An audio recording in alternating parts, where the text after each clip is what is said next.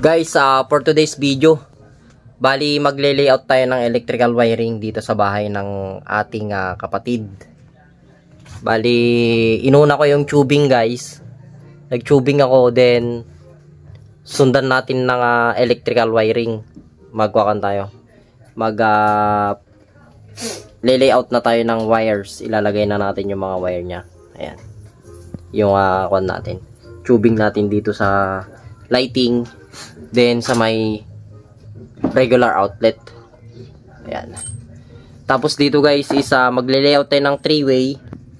Dalawang set na 3-way guys. Then ang ginawa ko na yung regular outlet is magkasama na sa electrical conduit na 1/2 para tipid. Dadaan yung wire ng regular convenience outlet dyan guys. Then pataas sa may square box. Ganon din dun guys. Mayroon din siyang junction box. Yung junction box na yun guys is yun na mismo yung lalagyanan natin ng receptacle na number 4. Then yung pababa is para sa 3-way. Tapos isang outlet din. Ayan. Magkatapat na sila guys. Yan na yung outlet. Then 3-way. I-3-way natin to. Yung isang switch niya guys is dun pupunta. Ayun. Then bali dalawang switch ng kanyan guys na 3-way.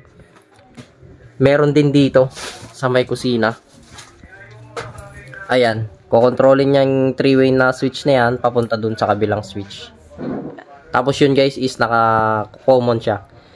Separated yung kanyang single pole switch. Bali yung tubing natin guys is natapos na natin to. Dito na muna tayo sa may likuran. Una nga magle-layout ng lighting. Ayun yung tubing niya. Ito yung sa CR guys. Yung kanyang tubing. PVC ginamit natin dito guys. Di na tayo gumamit ng flexible hose. Mas better to guys pang matagalan. Mas mahal siya pero goods. Safety yung wire natin dyan. Stay watching guys. Magwa-wiring tayo dito. Bago tayo maglalagay ng wiring guys is dapat ito malinis. Then wala siyang excess na PVC electrical conduit para hindi pa siya na sagabal pag maglalagay tayo ng wiring.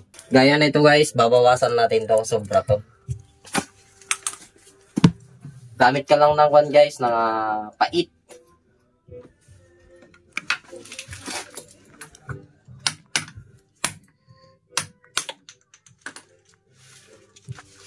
Ito guys yung excess. Then lilinisan natin to. Pag naglalagay ako ng one dito guys ng utility box, lalo sa mga plastering, naglalagay tayo ng masking tape. Martutok mo. Nilalagyan ko siya ng masking tape para hindi siya mabusalsalan ng semento. Ito yung itsura niya guys kapag.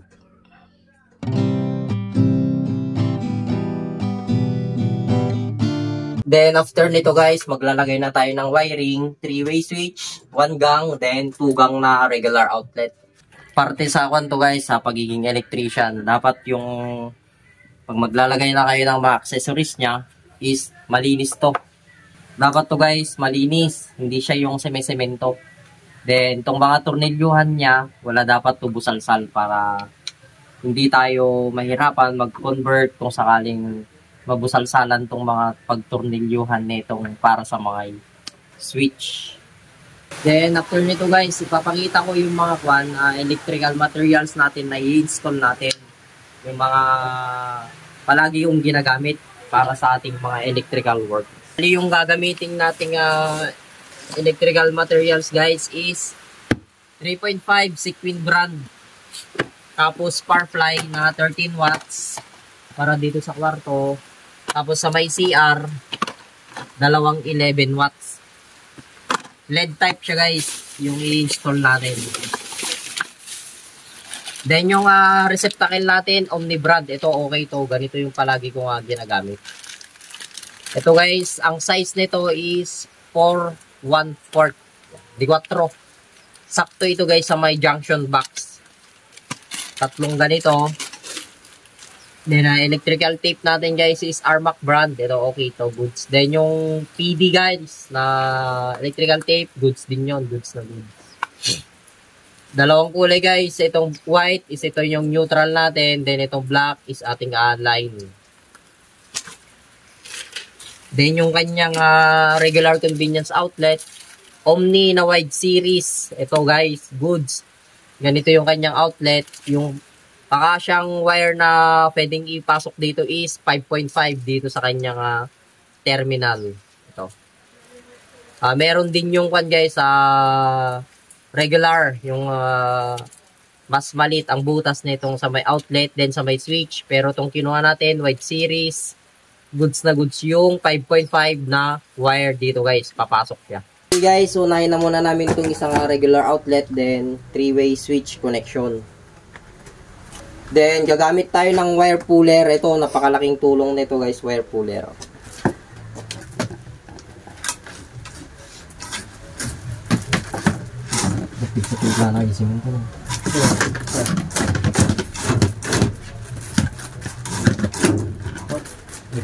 Boleh ka tagtag.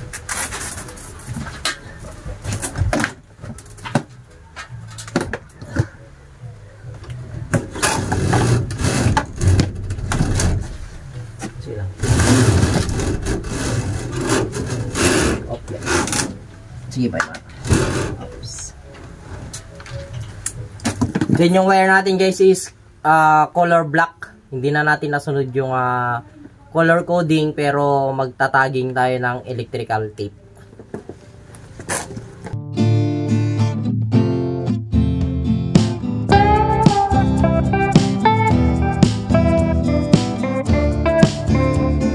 Then guys, wala tayong gagamitin na 2.0, puro 3.5 yung gagamitin natin dito. Hindi tayo gagamit ng 2.0 mm squared.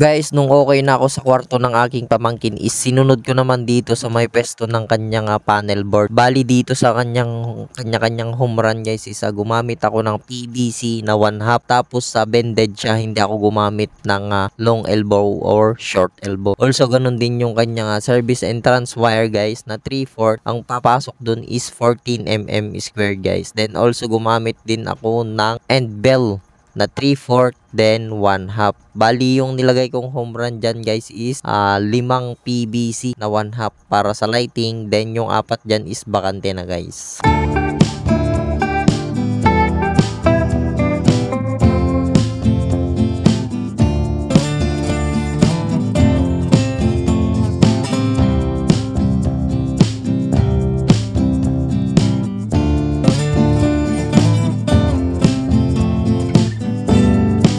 Bali, update sa ating electrical works dito sa bahay ng aking pamangkin. Bali, heto yung latag ko sa may panel board. 6 na 1/2 PVC electrical conduit, polybrand, then 3/4 na PVC din electrical conduit, polybrand. Itong 3/4 guys, dadaan dito yung 14 mm na service entrance wire natin. Then ito sa may lighting, ref, tsaka washing machine. Then dun sa may kanyang home run ng regular outlet, then spare natin dito dalawa. Yung kanyang spare. Then gumamit tayo ng dito guys ng crown and bell. Gumawa tayo ng crown and bell dito. Ayan, yung kanyang crown and bell. Bali itong panel board niya is bolt-on cotton brand tong kanyang panel board. 6 branches, 1 main. Bale, ito yung natin, yung layout natin. Sesementohan na natin to guys. Tatapalan ko na siya para ma-finish na natin to. And bukas, ipa-final natin tong kanyang arrangement ng panel board, then termination tayo bukas.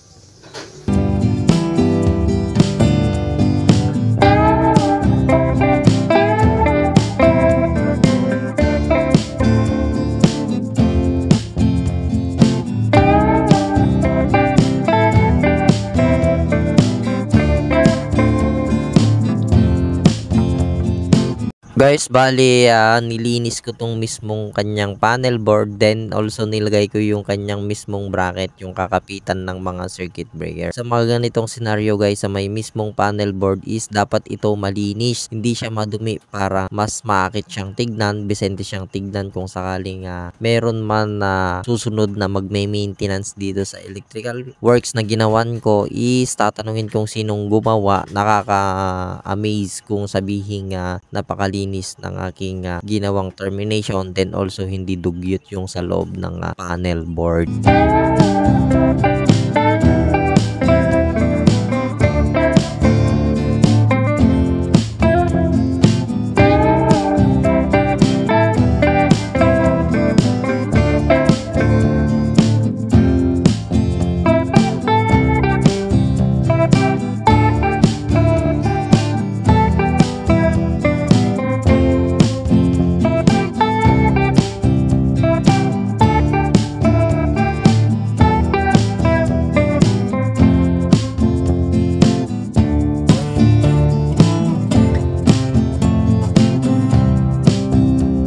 Guys, bali kuan tayo.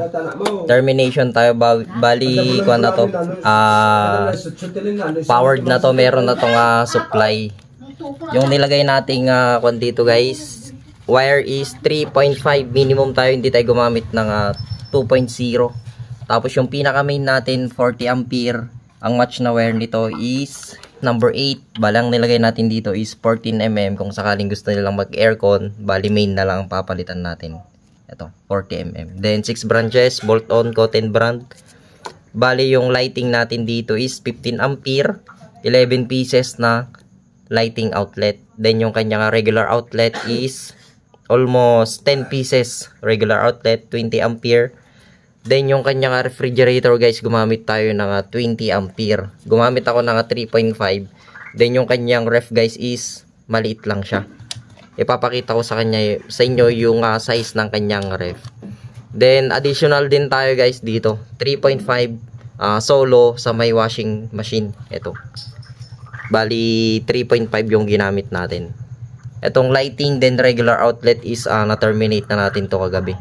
Bali pinagana na natin siya. Then itong laundry, tapos itong kanyang refrigerator outlet is ito yung ite-terminate natin. Spare dito 2 piraso, 20 ampere. Bali kung magpapa-install sila ng aircon, pwede dito kukuha tayo ng linya, then or yung kanyang water heater, pwede tayong kumuha dito.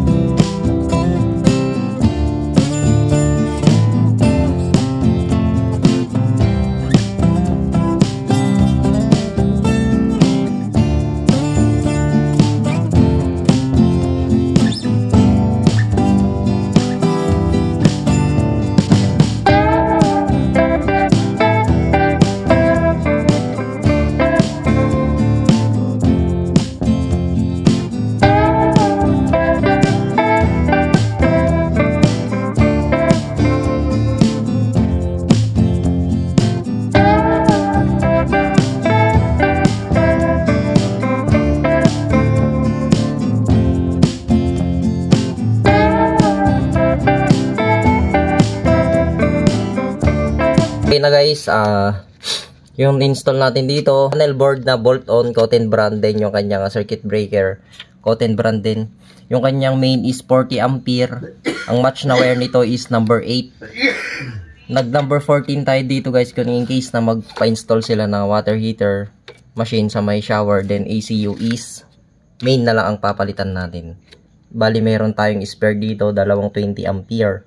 Itong kanyang 15 ampere guys, 11 pieces na lighting, 15 ampere, 3.5 lahat ng wire nya. Then yung kanyang regular outlet is 9 pieces, 3.5 din yung kanyang wire, 20 ampere siya. Then yung kanyang refrigerator, 3.5 yung wire, solo siya, then 20 ampere. Also ganun din yung kanyang guys, laundry outlet, 3.5 yung wire, 20 ampere yung kanyang circuit breaker. Then gumamit tayo ng dito guys, ito, crown and bell. para hindi masugat yung wire natin dyan pagka pasok natin ng mga wire nya. Bali yan na guys yung ating electrical layout. Bali guys, tagging tayo. Ito ay importante to para sa distribution ng kanyang circuit breaker.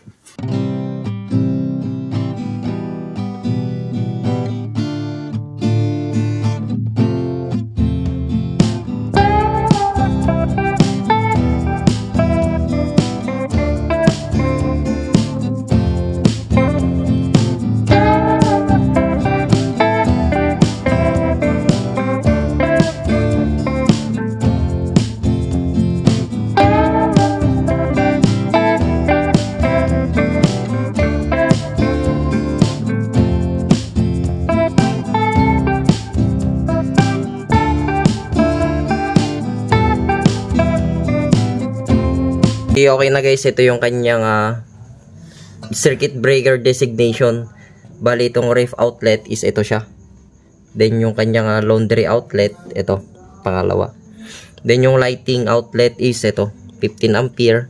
Then yung regular outlet is ito. Itong pangatlo at saka pang anim guys is free yan. Spare natin yan.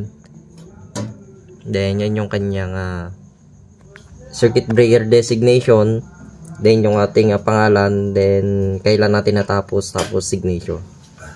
Guys, bali itong one natin, regular outlet is pataas lahat yan, dumaan sa taas, walang dumaan sa ground floor. Then ito yung switches, then gumamit tayo ng PVC, electrical conduit, tapos PVC adapter, square box. Di tayo gumamit ng flexible hose. Bali yan guys is yan yung spare kung sakaling gusto nilang maglagay ng water heater or aircon is dyan nila papadaanin. Lahat ng layout natin guys is ganun, pataas lahat yan. Then ito guys, ito yung switch nya, spare tong isa. Pag nag-ceiling, kung gusto nilang magdagdag ng pin light or strip light is dito sila kukuha ng return nya. Ayun guys yung ating tubing. Yung junction box natin, every receptacle tayo para hindi tayo gaanong magastos sa junction box. Ayan, PVC adapter guys yan, ginamit natin dyan, 1/2 Unidex brand yung kanyang one.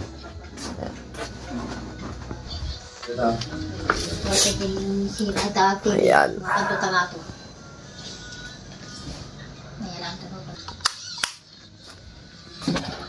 Ganito din yun guys yung ginawa natin yan, pataas. Yan.